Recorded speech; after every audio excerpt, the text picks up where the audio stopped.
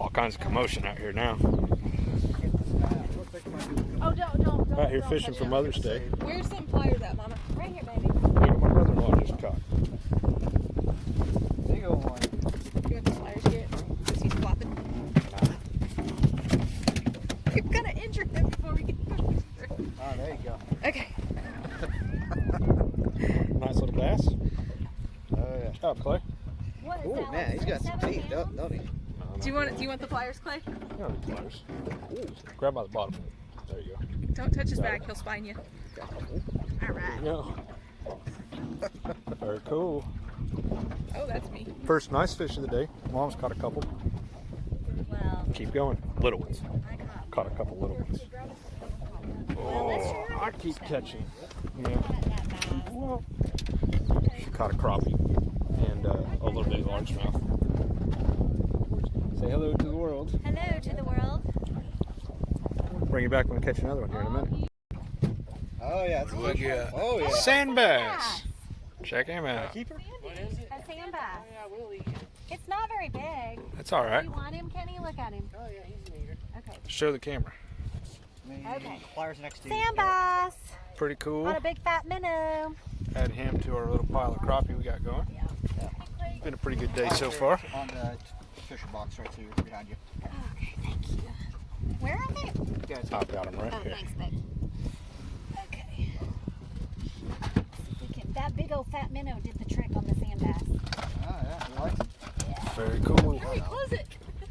They've Where they learned how to jump out. escape. Thank you. You know what's cool about my mom is that she can take her own fish off the hook. Can your Now, mom I do that? couldn't for a long time. but Just a I few know. years ago. It's like we were talking about. It took me a minute. Back from fishing, which means back to work. So neighbors were having some problems. I stopped and helped them. They had tractors stuck. We got them pulled out, and then they've got another problem I'm going to take to work, and got some tools there to going to fix that. Found this sweet hat, my fishing hat. Pretty cool. Keeps the sun off my ears. So I think I'm going to start wearing it. So what I've got here, bucket full of hay. I'll need to clean. There's still some oil in the bucket. I'll clean that out. But I'm going to go fillet those fish real quick, and then all of the guts, echo in here, all the guts I'm going to mix with this hay, fill this up with water, and start getting my own tomato food going. So pretty cool. We'll try my neighbor's recipe like she told me, and yeah, we'll get that going. So let's go fillet some fish, and then we'll go move cows, charge up the rest of my rub, and then see about coming and working on this hot wire cross fence back here behind me. So what I've got with that is I need to run along my the existing permanent fencing, just like this type of fence. I need to run just a trunk line of hot wire across there. That way I can tie into it. I need to do that on both sides of this pond, which is fenced off. So it doesn't have to be real tight or anything. I just need something that I can hook in my temporary fence to for my rotation. So I was going to try and get some of that done today, but helping them out, I may run out of daylight. And so hopefully, maybe I'll have some time later this week. It's supposed to rain a whole lot, so we'll see. Anyway, go tell all the girls across the creek Happy Mother's Day. So I've kind of explained this before, but I thought I'd just kind of give a little bit more detailed explanation. Sometimes I think stuff in my head and I don't actually say it on camera. So solar charger here, I've got it tied to my hardwire, right? So this is metal hardwire, and this is my cross fence that I ran, if you remember. So what I'm doing is I've got this hardwire energized all the way down to the pond, and then the handles on my I forgot something. It's all right. I think I can make it work out here.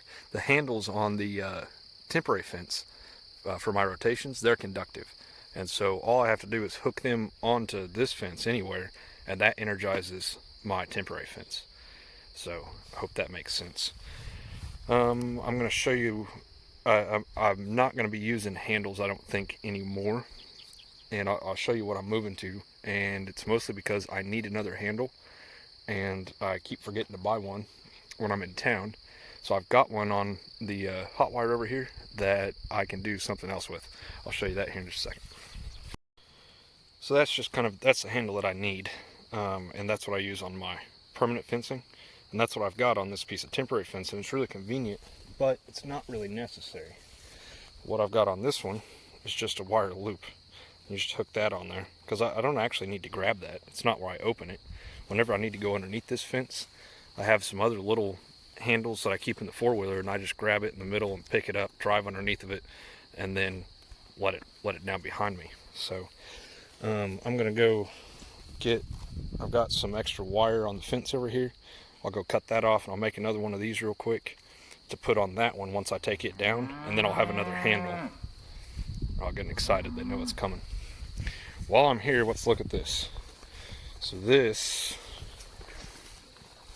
is not overgrazed. I think this is more about what I want to see, and I might actually slow them down just a little bit. So I think maybe we'll do like 1.25 acres today. No, scratch that. We're going to do 1.5 acres because I need to get them through here and back on the other side of the creek. I don't know if I haven't explained this to you guys, but I mistimed my move bringing them over here. My grass is just going crazy on the other side of the creek. I need to get cows back over there to start mowing that down. Otherwise, I'm going to have to mow it with a tractor. I prefer to not have to do that. So we need to get them finished over here so that I can start treating this for the weeds, and then I need to get them back on the grass on the other side of the creek to start managing that. So we're going to kind of rush them through this a little bit.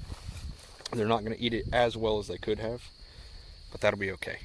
So we got a lot of work to do over here, and I need to get started on it. And in the meanwhile, I need to make sure I maintain the other side. So what I do with that little wire hook that I've made is I just stab one of these through it all the way down close to the ground. And then to string my wire out, I'll actually just jump on the four-wheeler and drag this behind me. And I'll follow my path all the way back to where I started. And then the wire will be strung out, but it's not hot yet because it's just on the ground right here. So that way I can come back and actually set all of my fence posts.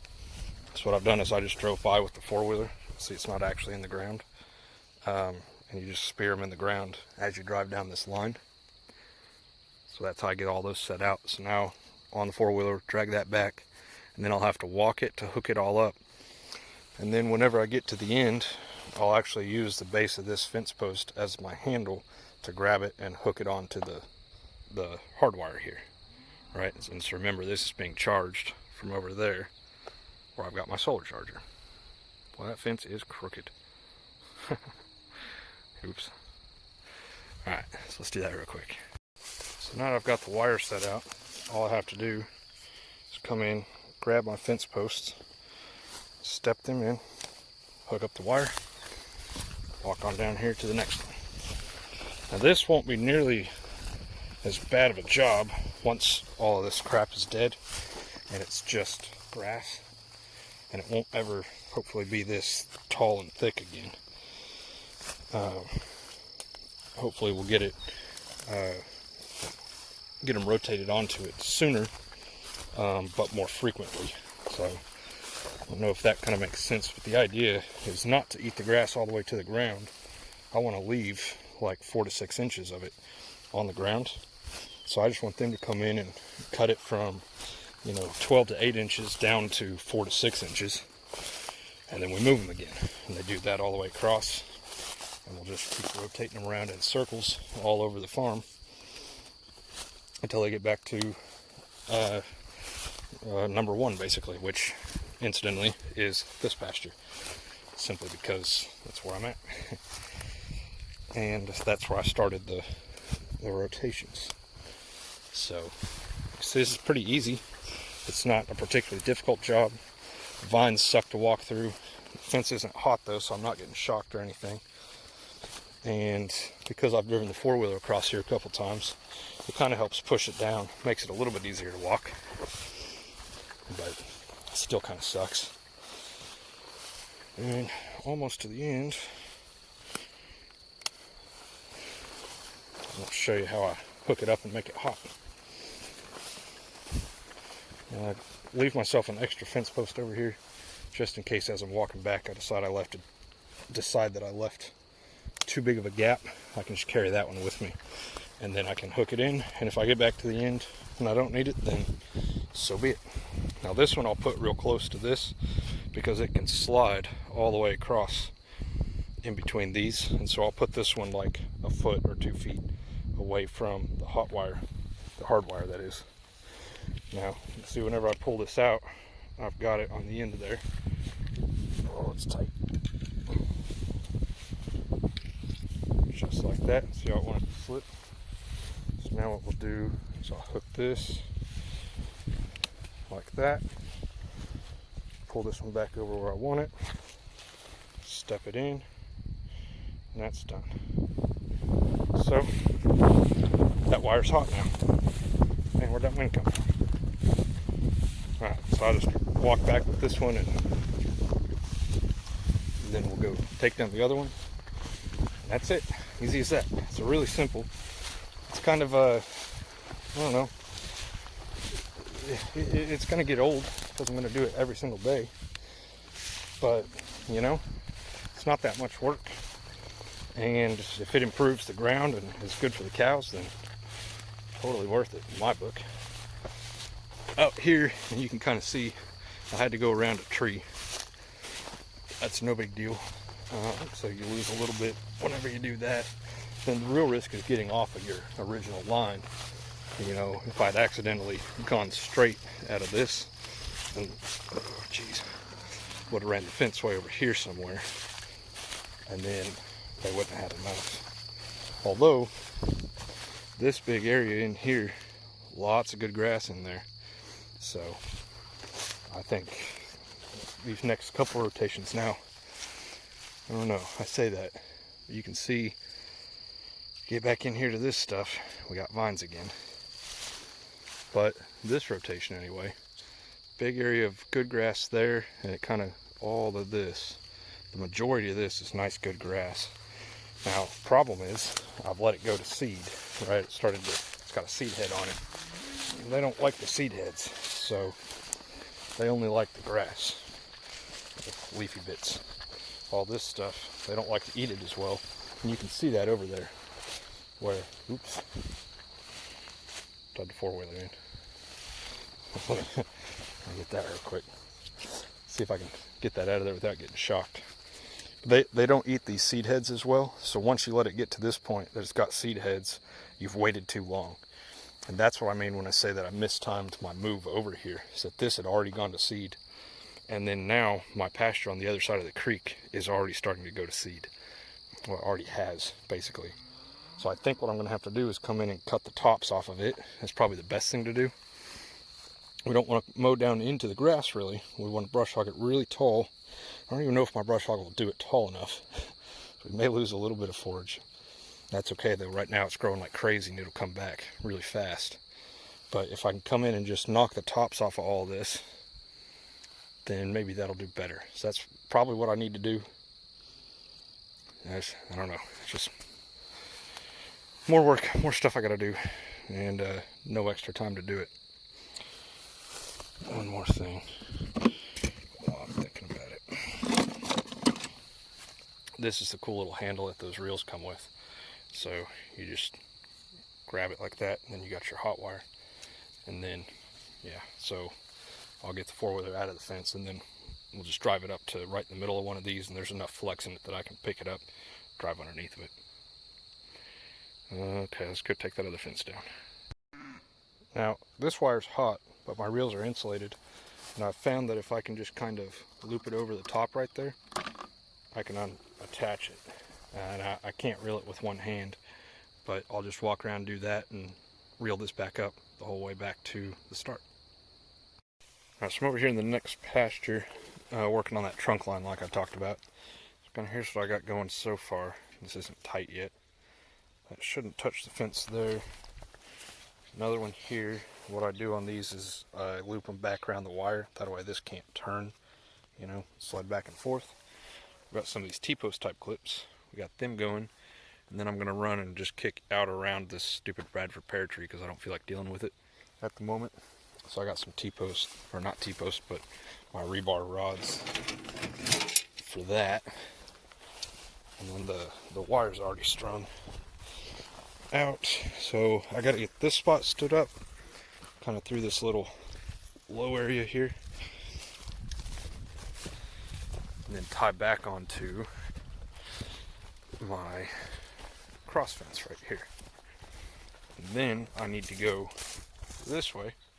You can see I've started putting fence clips on the T-post there, and so I'll figure out something so that I can kick the wire out to keep it away from the actual fence. And we'll run that all the way down to that other corner post off over that way.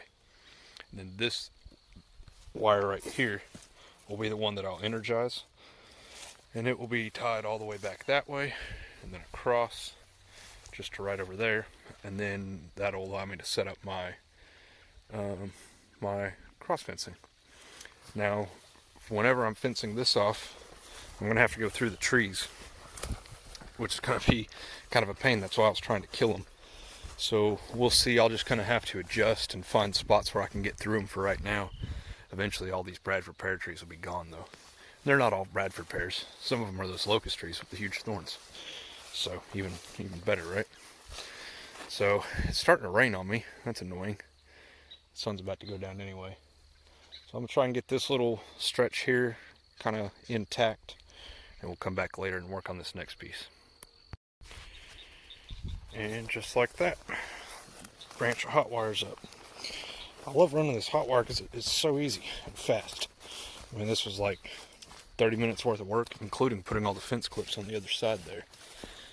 So come through here and check, make sure it's not touching metal anywhere. That all looks good. I had looked at, when I bought these T-post clips, they make some that have like a 6-inch extension on them. I looked at those and I thought, this is probably just as good as anything. Now that I'm sitting here looking at it though, that's pretty close. You know, cows bump into it and ground it out or something. I mean, it's not gonna, it just will drain the battery if this gets somehow connected to where it's constantly to ground.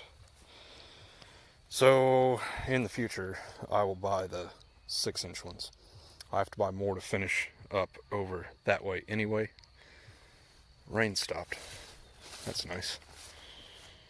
But I'm losing the daylight, so I think I'm going to call it quits. So thanks for watching. We'll see you next time.